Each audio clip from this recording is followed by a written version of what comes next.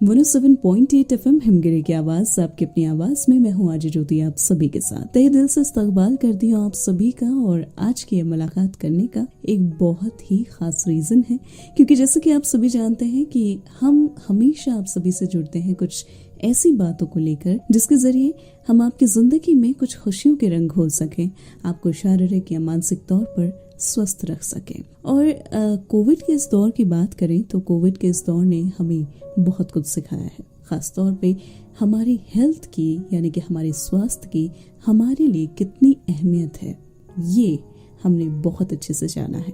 कहीं ना कहीं वो भाग दौड़ भरी जिंदगी में ये चीज हमने नजरअंदाज की। लेकिन अगर स्वास्थ्य की बात करते हैं तो स्वास्थ्य का आयुर्वेद से भी एक बहुत खास रिश्ता है। सदियों से हम आयुर्वेद से जुड़े हैं। इस कोविड के दौरान बहुत सारी चीजें आयुर्वेद की ऐसी हमारे लिए कारगर साबित हुई जो हमें एक स्वस्थ लाइफस्टाइल जीने के लिए प्रेरित करती है, इंस्पायर करती है और बहुत सारी शारीरिक और मानसिक परेशानियों से हमें दूर रखती है। तो आज इसी से जुड़े हुए कुछ खास बात करने हमसे जुड़े हैं डॉक्टर नवीन जोशी जी, जिनसे हम बात करने वाले हैं आयुर्वेद का हमारी जिंदगी में क्या महत्व है, खास तौर पे इस कोरोना काल में। तो चलिए बिना किसी देर के करते हैं डॉक्टर नवीन जोशी जी से कुछ खास बातें। तो सबसे पहले डॉक्टर नवीन जोशी जी, तहे दिल से आपका स्वागत करना चाहेंगे हम हिमगिरी की आवाज, आपकी अपनी आवाज में।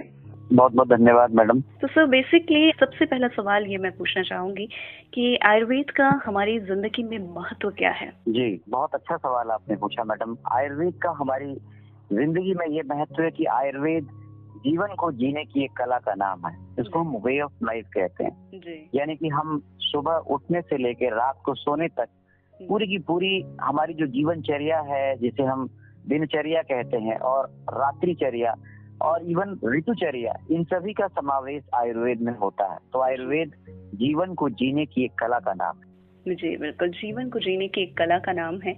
और अगर हम जीवन में आयुर्वेद को शामिल करते हैं, किस तरह एक पॉजिटिव इम्पैक्ट हमारी जिंदगी में पड़ता है, एक सकारात्मक पहलू हमें देखने को मिलता है? देखिए, आयुर्वेद केवल शारीरिक स्वास्थ्य की बात नहीं करता, आयुर्वेद मानसिक स्वास्थ्य की बात भी करता है। जी, हमारे यहाँ एक कॉन्सेप्ट है, शरीर और मन ये दोनों ही स्वस्थ नहीं होंगे, हम अल्टीमेट स्वास्थ्य के गोल को पूरा नहीं कर सकते। तो मन के स्वास्थ्य को ध्यान करने के लिए बहुत सारी प्रक्रियाएं हमारे यहाँ बताई गई है, जिसे हम पॉजिटिविटी कहते हैं, जिसमें कि योग है, ध्यान है, प्राणायाम है, ये सभी चीजें आती है। तो जीवन को जीने का पूरा एक अंदाज जो है वो हमें आयुर्वेद सिखाता है, जो ब्रह्म मुहूर्त में जागरण से लेकर के आपका कैसा आचार होना चाहिए, कैसा विचार होना चाहिए, कैसी थॉट्स प्रोसेस होनी चाहिए, ये सभी चीजें हमें आयुर्वेद बताता है। जी बिल्कुल। और इन दिनों अगर डॉक्टर नवीन जोशी जी हम आयुर्वेद को जोड़ते हैं सिचुएशन से, इन हालातों से, कोविड के हालातों से, तो जैसे कि हम सभी जानते हैं कि बहुत ज़्यादा मुश्किल जो हालात हैं, सिचुएशन है, हम उनका सामना कर रहे हैं, धीरे धीरे सिचुएशन संभल रही है। तो इस तरह के संक्रमण से बचने के लिए आयुर्वेद हमें कितना ज़्यादा मदद करता है, कितना ज़्यादा इफेक्टिव होता है? देखिए, आयुर्वेद में आज कोविड के दौरान हमने इस बात को महसूस किया है कि जो हमारे शरीर में संक्रमण है वो अपने अपने रूपों को बदलते हुए आते जाते हैं। तो आपने देखा कि कोरोना की पहली वेव आई, फिर दूसरी वेव आई, और वो लोग इसमें सरवाइव कर गए, वो लोग बच गए जिन्होंने अपनी लाइफस्टाइल, अपनी रोग प्रतिरोधक क्षमता को ठीक ठाक दिन की थी। हमारे यहाँ ये कॉन्सेप्ट ही नहीं है कि ये कोविड का वायरस है या कोविड ये का दूसरा स्ट्रेन है। हमारे यहाँ कहा गया है कि आप किसी भी प्रकार का आप अपने क्षेत्र को यानी अपने शरीर को इतना मजबूत करें जिससे कि आपके अंदर बाहर से आने वाला कोई भी बीज, चाहे वो किसी भी वायरस के रूप में हो, वो आपको प्रभावित न कर सके। तो हमारे यहाँ जो बेसिक फोकस है आयुर्वेद जो है वो हमारे इंटरनल जो हमारी इम्यूनिटी है, जिसे हम आजकल इम्यूनिटी कहते हैं, हालांकि ये बहुत लॉन्ग टर्म प्राप्त होती है, उस पर बहुत जोर देता है हमारा आयुर्वेद। और मैं आपको एक बहुत महत्वपूर्ण बात बताना चाहूंगा कि हमारे यहाँ आयुर्वेद में शरीर को एक एज अ होल ट्रीट किया जाता है। हम किसी अंग विशेष को अलग से ट्रीट नहीं करते। तो हमारे शरीर में वो सभी चीजें होती है जो बाहर होती है, तो हमें अपने आप को उन चीजों से ठीक रखना है। अगर तो हमें वही बात मैं कहूंगा, कोविड के दौरान जो हमने देखा कि हमने अपनी, जहां तक हम अपनी चीजों को, अपने जो हमारे बहुत पुराने जो परंपराएं थी, हमने जैसे कि हम नमस्कार करते थे। मैं छोटा सा एग्जाम्पल आपको देता हूँ जी। हमने उसको छोड़ करके हाथ मिलाना शुरू किया। यानी कि हमारे यहाँ बहुत पहले से परंपरा रही कि आप नमस्कार करें, प्रणाम करें, यानी कहीं ना कहीं एक प्रकार से हम कांटेक्ट से दूर रहने की बात करते थे। मैं आपको बताना चाहूंगा कि हमारे यहाँ 8,000 साल पहले महर्षि सुश्रुत, जिनका नाम आज के आधुनिक चिकित्सा विज्ञान के लोग भी उसे फादर ऑफ सर्जरी कहते हैं, उन्होंने कहा कि अगर आप किसी ऐसे व्यक्ति के संपर्क में आते हैं तो आपको कुछ ऐसे रोग हो सकते हैं जो औपसर्गिक रोग होते हैं, जिसको हम कहते हैं कि जो संक्रामक रोग होते हैं, और उसके लिए आपको उसका उपाय उन्होंने आज से हजारों साल पहले बताया कि आप सोशल डिस्टेंसिंग फॉलो कीजिए। और आज देखिए, आज वही हमें कोविड अप्रोप्रिएट बिहेवियर के अंतर्गत फॉलो करना पड़ रहा है। जी बिल्कुल। तो कह सकते हैं कि सदियों पहले ही इन चीजों की बात हो चुकी है, जो कहीं ना कहीं हमारे बदलते हुए लाइफस्टाइल की वजह से हम भूल चुके थे और आज उन्हीं को हमें फॉलो करना पड़ रहा है। तो डॉक्टर जोशी, मैं यहाँ पे एक सवाल और आपसे पूछना चाहूंगी कि आपने इम्यूनिटी की बात की।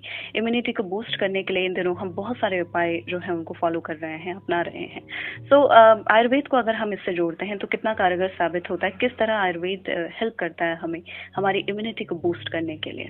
जी, बहुत अच्छा सवाल है आपका, और बहुत लोगों के मन में ये प्रश्न आता है।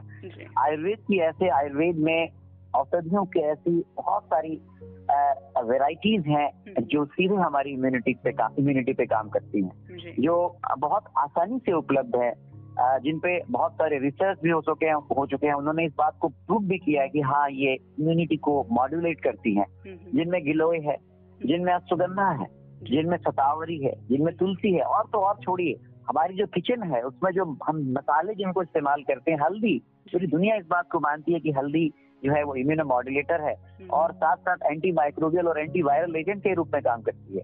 हमारी नीम, ये सब चीजें हमारे आसपास हैं, तो ये सभी हमें वायरस या बैक्टीरिया से लड़ने में भी मदद देती है और हमारे शरीर को मजबूत बनाती है। साथ साथ यदि उनका इन्फेक्शन हो भी गया तो वो उनसे लड़ने में भी काफी मददगार होती है। तो इन सभी चीजों का हमें जो है वो अपने रेगुलर अपने भोजन में, यानी कि हमारी जो भोजन है उसमें हल्दी, अच्छी तरह से हल्दी का इस्तेमाल करें। जो हम काली मिर्च यूज करते हैं वो बहुत ही अच्छी है, वो काफी उसका प्रभाव बहुत अच्छा है। एक मैं आपको बताऊं कि हमारे यहाँ कवल करने का एक प्रावधान है, गार्गल करने का एक प्रावधान है, जो गले में आने वाले संक्रमणों को रोकता है। ये बहुत पहले से बताया गया। इस प्रकार की टेक्निक्स का हमारे यहाँ बहुत समय से वर्णन है, जो कहीं ना कहीं हमारे अंदर संक्रमणों को जाने से रोकता है। और मैं आपको एक इसमें जोड़ना चाहूंगा, हमारे यहाँ एक बहुत बड़ी विधा है जो शायद आजकल प्रचलन में नहीं है, जिसे मर्म चिकित्सा कहते हैं।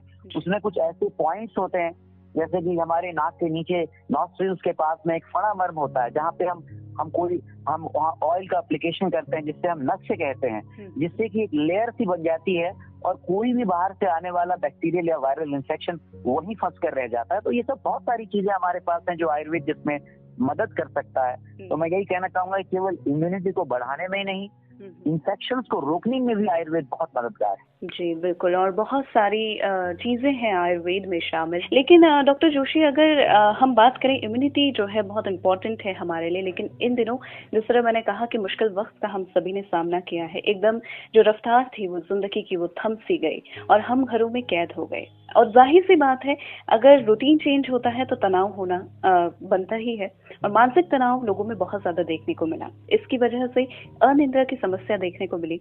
तो मानसिक तनाव, अनिद्रा, इन समस्याओं का कैसे हम समाधान निकालें आयुर्वेद के जरिए? जी, बहुत अच्छा सवाल है आपका, क्योंकि मानसिक तनाव कहीं ना कहीं हमारी इम्यूनिटी को भी प्रभावित करता है। जी बिल्कुल। और इस समय ये देखा गया है कि काफी लोग जो संभवतः कोविड के संक्रमण में नहीं भी, जद में नहीं भी रहे, वो भी मानसिक तनाव से ग्रसित रहे हैं। तो मानसिक तनाव को दूर करने के लिए आयुर्वेद, बहुत सारे उपाय हैं आयुर्वेद में।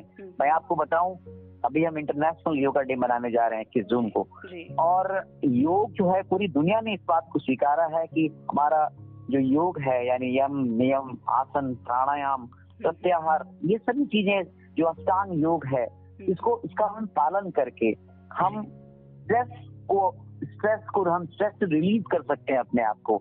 यानी इसमें जो कुछ नाड़ी शोधन की प्रक्रियाएं हैं, जैसे हम अनुलोम विलोम के नाम से जानते हैं, ऐसे ही हमारे यहाँ प्राणायाम की कुछ प्रक्रियाएं हैं, जिनमें हम कपाल भाती, जो नाड़ी शोधन की प्रक्रियाएं हैं, भ्रामरी है, ऐसे ही उज्जाई प्राणायाम है। अगर आप कुशल किसी चिकित्सक या योगा ट्रेनर के निर्देशन में अगर आप इसको प्रैक्टिस करें रोज, तो ये आपको बहुत ज्यादा स्ट्रेस को रिलीज करने में मदद करता है। कुछ ऐसे आसन है जैसे आप शवासन में लेटें, या फिर आप कुछ ध्यान की प्रक्रिया, ध्यानात्मक आसन करें, आप त्राटक करें, तो बहुत रिलैक्स फील करेंगे।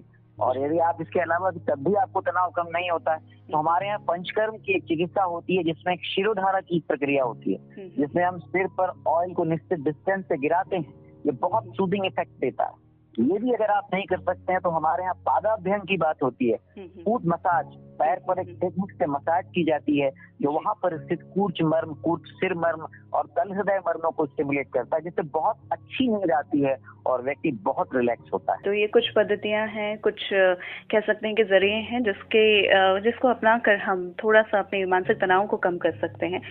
लेकिन मानसिक तनाव के साथ साथ अगर देखा जाए, जो भी कोई कोविड से संक्रमित होता है, पोस्ट इफेक्ट की हम बात करते हैं, शारीरिक कमजोरी महसूस होना भी एक बहुत इम्पोर्टेंट जो कह सकते हैं कि इम्पैक्ट देखने को मिलता है। तो आयुर्वेद कैसे इस चीज में भी मदद कर सकता है? तो पोस्ट कोविड मैनेजमेंट में आयुर्वेद का एक बहुत बड़ा रोल है। आयुर्वेद की कुछ दवाएं हैं जो किसी चिकित्सक के निर्देशन में अगर ली जाए तो पोस्ट कोविड के सिम्टम्स को ठीक करने में बहुत मदद मिलती है।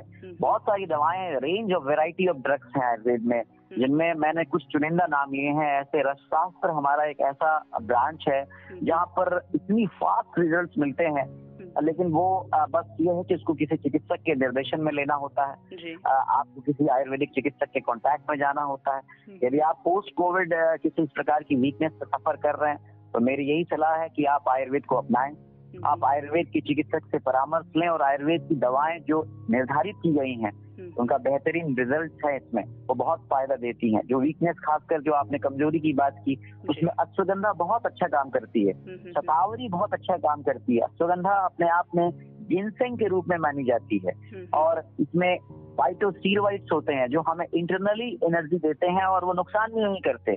तो क्योंकि नेचुरल सोर्सेज से जो मेडिसिन आती हैं वो हमारे शरीर में उसको नेचुरली वो एक्सेप्ट करता है बॉडी, और उसके कोई भी दुष्प्रभाव नहीं होते। और कोविड के बहुत सारे इम्पैक्ट्स के बारे में हमने बात की डॉक्टर जोशी जी, लेकिन हम जिस तरह घर पे कैद हुए हैं तो कह सकते हैं एक ऐसा एज ग्रुप है जो बहुत टाइम से सफर कर रहा है और वो है बच्चे। और स्कूल बच्चों का जाना नहीं हो पाता, बाहर खेलना नहीं हो पाता, आउटडोर एक्टिविटीज जो है वो बिल्कुल बंद हो चुकी हैं, जिस वजह से भी बच्चों पे मानसिक तौर पर, शारीरिक तौर पर बहुत ज्यादा जो इफेक्ट हैं वो देखने को मिलते हैं।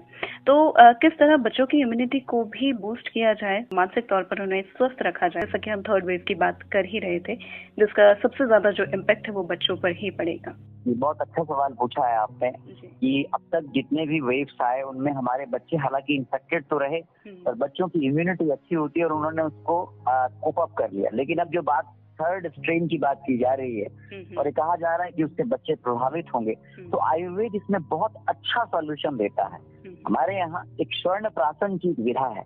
स्वर्ण प्राशन जो है काष्ठ संहिता में कुछ मध्य वर्ग की दवाओं के साथ में गोल्ड की प्रिपरेशंस को मिला करके एक ड्रॉप्स के रूप में हम देते हैं और पर्टिकुलरली उसके लिए दिन निर्धारित है। वो ये प्रूव्ड है कि उसके द्वारा बच्चों की इम्यूनिटी ही नहीं, बच्चों के हम इंटेलिजेंसिया को भी बढ़ा सकते हैं। ये हमारे यहाँ हजारों साल से टेस्टेड है और आज के समय में ये काफी लोग काफी चिकित्सक इसका प्रयोग कर रहे हैं। तो मैं यही आपके माध्यम से बताना चाहूंगा कि बच्चों को हम कोविड एप्रोप्रिएट बिहेवियर तो जरूर बताएं, उसमें कोई दिक्कत नहीं है, लेकिन हमने बच्चों की इम्यूनिटी को बढ़ाने के लिए आयुर्वेद को अपनाना जरूरी है। उसमें शहद है, वचा है, मुलेठी है, ब्राह्मी है, ऐसी दवाएं हैं, इनको एक विशेष रूप से तैयार करके बिंदु के रूप में, ड्रॉप्स के रूप में हम बच्चों को देते हैं, जिसे स्वर्ण प्राशन कहते हैं। जी, और इसी के साथ बिजी लाइफस्टाइल में हम एक चीज और फॉलो करते हैं और वो ये है कि थोड़ी सी अगर हमें प्रॉब्लम होती है तो हम मेडिसिन ले लेते हैं, जो पेन है उसको बेयर नहीं कर पाते हैं, सहन नहीं कर पाते। इस बारे में भी मैं आपसे जानना चाहूंगी और किस तरह आयुर्वेद से हम इसे कनेक्ट करें। जी, पहली बात आपने जो बात की, बहुत अच्छी बात आपने की है, वो सेल्फ मेडिकेशन। लोगों को इतना समय नहीं कि वो चिकित्सक के पास जाएं, वो अपने आप ही बुखार आया तो पैरासिटामोल ले लेते हैं, या फिर यही प्रवृत्ति आयुर्वेद की दवाओं के संबंध में भी बढ़ रही है। लोग स्वयं सेल्फ दवा खरीद करके खाते हैं। तो मैं यही कहूंगा कि दवा कोई भी हो, दवा है, उसमें उसको जरूरत के हिसाब से ही लें। यदि आपको बुखार आता है तो अपने आप ही आप जाके पैरासिटामोल ना खरीदें, आप चिकित्सक से परामर्श लें। यदि आपको कोई आजकल इम्यूनिटी के नाम पर लोग बहुत सारी दवाइयां गिलोय है, इस तरह की दवाइयां खुद ब खुद ले रहे हैं। दवा अगर है वो, चाहे वो हर्ब से बनी हुई है, चाहे वो किसी भी सोर्स से बनी है, उसकी एक निश्चित मात्रा होती है, उसको एक निश्चित समय होता है और उसको इसीलिए उसके लिए चिकित्सक का परामर्श बहुत आवश्यक है। इसीलिए सेल्फ मेडिकेशन ना करें। जी, तो लोगों के दिल में ये भी भ्रांति होती है कि आयुर्वेदिक दवा है तो कोई आपको नुकसान नहीं होगा, साइड इफेक्ट्स नहीं होंगे। इस बारे में आप क्या कहना चाहेंगे? ये बिल्कुल गलत है जी। किसी भी दवा, चाहे वो आयुर्वेद हो, चाहे होम्योपैथ हो, चाहे एलोपैथ हो, हर दवा का साइड इफेक्ट होता है। यदि साइड इफेक्ट नहीं है तो वो दवा इफेक्ट ही नहीं कर रही है। बिल्कुल एडवर्स इफेक्ट नहीं होता है ये हम कह सकते हैं, पर साइड इफेक्ट तो होता है जी। पर ये साइड इफेक्ट आयुर्वेद की दवाओं में कम होता है, क्योंकि बेसिकली हम फॉर्मुलेशंस देते हैं। तो अगर एक कोई केमिकल कंपोनेंट साइड इफेक्ट करता है तो दूसरा काउंटर करता है। फिर भी हम ये नहीं कह सकते कि किसी ने त्रिफला चूर्ण लिया और अगर मात्रा से अधिक ले लिया तो उसको 10 लग जाएगी, इसमें कोई शक नहीं है। यदि किसी ने ब्राह्मणी बटी अगर मात्रा से अधिक ली तो उसको जो है उसके साइड इफेक्ट झेलने पड़ेंगे, निश्चित है। बहुत सारी दवाइयां हैं हमारे पास जो इस प्रकार की, जिनको पॉइजनस कैटेगरी में रखा गया और बहुत अच्छी दवाइयां हैं वो, जिनकी मात्रा बहुत जरूरी है, ध्यान से देने की जरूरत है। तो मैं यही कहना चाहूंगा कि आपके लिसनर से ये बात कतई ना सोचें कि आयुर्वेद की दवा है या कोई भी दवा है तो उसका साइड इफेक्ट नहीं है और हम उसको अपने हिसाब से लें। ऐसे ही कुछ लोगों ने काढ़े पीने शुरू कर दिए, काढ़े की मात्रा का ध्यान नहीं रखा और बदनाम काढ़ा नहीं वो पैची हुई। लोगों ने कहा कि काढ़े के साइड इफेक्ट हो रहे हैं। अरे आपने उसकी मात्रा का ध्यान नहीं रखा, जिससे समय का ध्यान नहीं रखा, आपने चिकित्सक का परामर्श नहीं लिया, तो उस काढ़े का दोष नहीं है। जी तो डॉक्टर जोशी जी, आपने बहुत सारे जो अहम सवाल हैं उनके जवाब हमारे लिस्टर्स तक पहुंचाए, लेकिन मैं जानना चाहूंगी एक बहुत ही अहम सवाल का जवाब, यानी कि स्वस्थ जीवन का मंत्र। क्या आप कहना चाहेंगे इस बारे में? जी, स्वस्थ जीवन का मंत्र यही है कि आप सबसे पहले आप अपने आप को मेंटली रिलैक्स रखें। सबसे पहला मानसिक स्वास्थ्य, दूसरा सबसे इम्पोर्टेंट जो है वो शारीरिक स्वास्थ्य। तो इन दो चीजों पर हमने ध्यान देना है। कहने का अर्थ ये है कि हमें अपने शरीर का स्वयं इंश्योरेंस करना है। इंश्योरेंस का अर्थ है कि हमें अपने शरीर का पूरा ख्याल रखना है। मैंने पहले भी कहा, और आयुर्वेद जो लास्ट में मैं आपको एक बात कहना चाहूंगा, कहता है समदोषः समाग्नि समधातु मल क्रिया प्रसन्नात्मेन्द्रिय मना स्वस्थमिति मेदियते। इसकी जो लास्ट लाइन है वो बहुत इंपॉर्टेंट है। प्रसन्न आत्मा, इंद्रिय और मन, ये स्वस्थ है। तो मैं आपके लिसनर्स को यही कहना चाहूंगा कि आप अपने इंद्रिय, आत्मा और मन को प्रसन्न रखें, स्वास्थ्य आपको अपने आप मिल जाएगा। जी, बहुत बहुत शुक्रिया सर। लास्ट में जाते जाते एक छोटा सा मैसेज हमारे सभी लिसनर्स के लिए। जी, मैं यही कहूंगा कि देखिए, कोविड अभी गया नहीं है, कोविड अभी कम हुआ है, दूसरी लहर अभी कम हुई है, लेकिन अभी भी संभावना है कि तीसरी लहर आ सकती है और हमें कोविड अप्रोप्रिएट बिहेवियर को फॉलो करना बहुत जरूरी है। इसीलिए कोविड अप्रोप्रिएट बिहेवियर में मास्क जरूर पहने, हैंड सैनिटाइजेशन जरूर करें, बाहर जब तक जरूरत ना हो ना जाएं, और भारत सरकार के द्वारा जो मुहिम वैक्सीनेशन की चलाई जा रही है उसमें अधिक से अधिक भाग लें। यही हमारे पास एक उपाय है। और इसके अलावा जो चीजें मैंने आपको इम्यूनिटी से बढ़ाने वाली बताई, आप चिकित्सक के परामर्श में उनका जरूर सेवन करें, आप स्वस्थ रहेंगे और बिल्कुल कोरोना को हम मात दे सकेंगे। जी, बहुत बहुत शुक्रिया डॉक्टर जोशी जी, आप हमसे जुड़े और बहुत ही खास बातें आपने हम तक पहुंचाई। धन्यवाद।